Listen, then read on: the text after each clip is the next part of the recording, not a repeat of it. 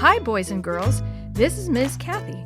I'm so happy you've joined me today for another story just for you. A Snake in the Fence by Enid Sparks. A cool breeze blew across Amos's face as he paused to rest. It was hard work digging that ditch below the hen house where the missionaries' chickens lived. Amos was not the name his parents had given him.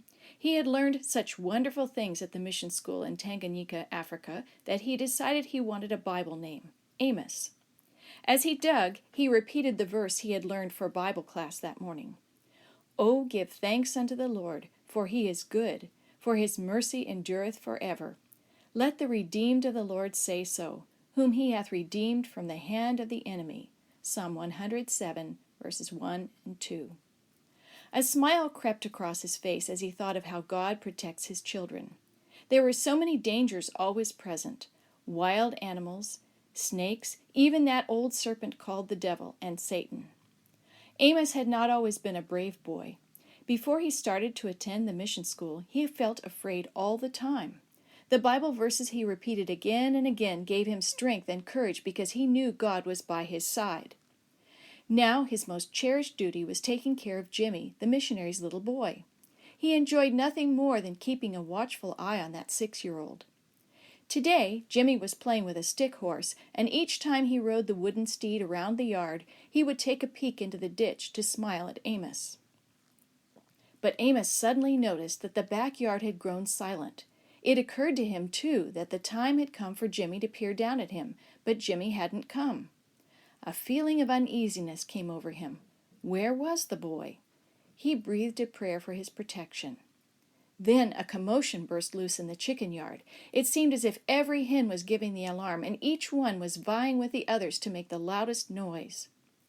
Maybe Jimmy is scaring the hens with his stick pony. But his mother has told him not to do that, and he usually does what his mother says, thought Amos. I'd better take a look. He jumped out of the ditch. And jumped again, for there, woven into the wire netting around the chicken yard, was a cobra. The long cobra must have crawled there to warm itself in the sun. Amos raced up the path to the house, right behind Jimmy, who had seen the snake first. "Snake! Snake!" they shouted. "There's a snake in the fence!" Mother already stood at the back door, wondering what all the excitement was about. Snakes made her shudder, no matter what size or color they were. How thankful she was that Father had come home to the house to get some things he had forgotten. Now, hearing all the noise, he too appeared. With hands trembling and hearts thumping, the boys told in broken exclamations that a cobra 5 feet long was woven into the chicken yard fence. "Quick!" shouted the missionary to his wife. "Get the box of shells while I run to get the gun." "The box is empty," she gasped. The missionary dropped his gun and seized her hand. Together they flew down the path to the chicken yard. On the way, Father grabbed a heavy club. Jimmy and Amos were not far behind, for they wanted to see what was going to happen. "We must act fast before the snake crawls out of the fence," Father said. "Grab its tail, Amos, while I wallop it on the head." Amos trembled, then froze in his tracks. Hold a snake by the tail? No, sir, please. He was dreadfully afraid of snakes. "Grab it, somebody," Father begged. "It's going to get away." Amos mustered all the courage he possibly could and seized the tail, holding on for dear life as the snake jabbed this way and that. After a blow or two, the hideous creature was dead. Amos quickly helped pull the cobra from the fence. Jimmy watched with eyes wide open. How he wished he were big enough to hold a real live snake by the tail as Amos had done. Amos picked up his shovel and began digging again. What was that Bible text he had learned at school? He repeated it now, very reverently this time. "Oh, give thanks unto the Lord, for he is good. Let the redeemed of the Lord say so, whom he hath redeemed from the hand of the enemy." Jimmy shouted as he galloped past on his pony, and Amos whispered, "Thank you, God.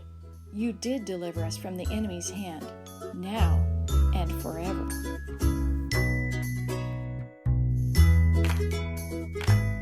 The story you have heard today is from God's Greatest Stories, written by various authors and compiled by Randy Fischel, and used with permission from the Pacific Press Publishing Association. If you're interested in any other books published by the Seventh-day Adventist Church, please visit AdventistBookCenter.com or call 1-800-765-6955. This podcast is a production of the Carolina Conference of the Seventh-day Adventist Church.